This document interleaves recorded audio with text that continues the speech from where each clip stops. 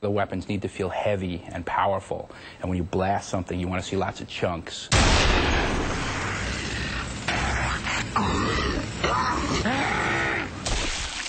The way that the player interacts in Gears of War is by shooting the world. That's essentially his virtual hand.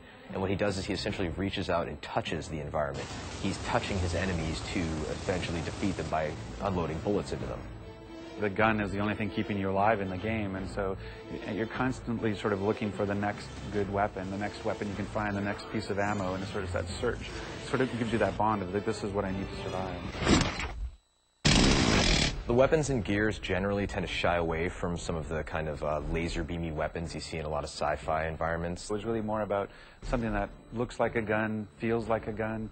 It's really why we sort of went with sort of this kind of Vietnam-esque type of weaponry, that everything is a ballistics weapon, everything feels real. It's not energy weapons, not laser weapons. So your arsenal has expanded in Gears 2, and we have these heavy weapons. The first one's called the Mulcher. It's a heavy Gatling gun.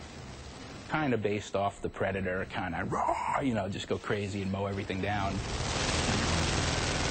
We have a long-range mortar, which is heavy as well. You can take out enemies from what feels like it's about half a mile away. Again, you have to plant it and you have to crank it to get to whatever trajectory you shoot. We have the Scorcher, which is our take on a flamethrower. If you reload the gun perfectly, the shot goes further and it burns your enemies to a crisp, and there's much screaming and rejoicing when that happens. And then we have a really cool weapon called the Gorgon, and this is kind of a semi-automatic pistol. And this works well because you can take your enemy hostage and then grab this pistol and essentially take them out in a very quick and dirty fashion. We've added a new grenade, which is the poison gas grenade, what we call the ink grenade. The poison grenade is this crazy little, I don't know, grub or something, and it's filled with this poison gas, and they have it in a little cage on the end of the chain, and they'll fling it out, and it'll hit the ground, explode, and it'll emit all this crazy ink or poison gas. My favorite weapon in the game has to be the torque bow.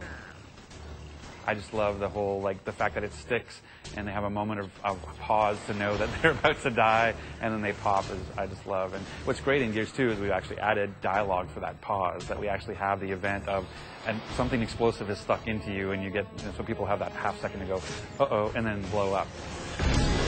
In adding more into the Gears franchise, we wanted to basically continue the idea of the executions that were in the first one. When you play multiplayer of Gears, it's not just about playing it, it's also about watching it. If you die in Gears, you're forced to watch for a little while. That's a very powerful thing when you know other people are looking at you. And if you knock your enemy down, he's trying to crawl away, and you have an option to do all sorts of cool, nasty, hideous things to him, you're going to do it, and you're going to get a good reaction from the crowd. Yeah, I kind of like the beatdown, like when you turn the guy over and you can punch him out. I think that's really cool visually. And I love the sniper skull crush. You know, he just takes that sniper rifle, swings it over his head, and you can just flatten dudes, which is great.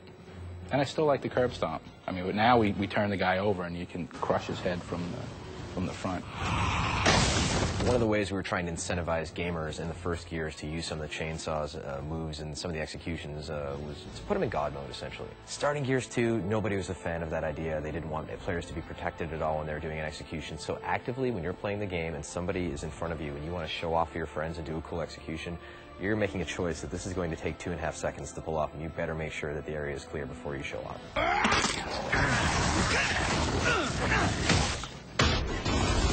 In Gears 1, when two players would come at each other with chainsaws, it was pretty much a random outcome as far as who would win. And in Gears 2, we actually wanted to make it A, very cinematic, and B, have an actual game mechanic that was implemented. The bottom line is when two characters in Gears engage in a chainsaw duel, it lasts basically 2 seconds tops. Sparks are flying, you know, they grunt, and then it's over. And we're like, you know, all we basically have time for is just a quick button mash, so let's see, you know, how many times a person could hit B, and then whoever wins, wins. One word, blood. It's a bigger game. It's just bigger scope, larger creatures, more epic scale, etc. And we want to make sure that the player still feels like what he's doing in this universe matters. Nothing says I'm doing damage more than just seeing a blood effect come off of him. And so we've been doing that. Even our bigger creatures, we actually added gore skeletons so that when you can shoot them, you can actually have things fall off of them. I mean, you can just blow guys up to smithereens now. You will see entire chunks coming out of them. The pieces fall around and they're floppy, and they're not, you know, they don't just sit there and hang out, right, and then fade away. They flop around and leave blood splats everywhere. We use the term intimate violence to describe Gears of War. Even though we've sort of grown the scope of the combat and sort of bigger weapons as well, we still have these sort of intimate moments with the combat. It's like that old sort of cowboys and Indians feeling in the woods. You know, it feels really personal and really intimate. Running away won't help! I'll just shoot you in your asses!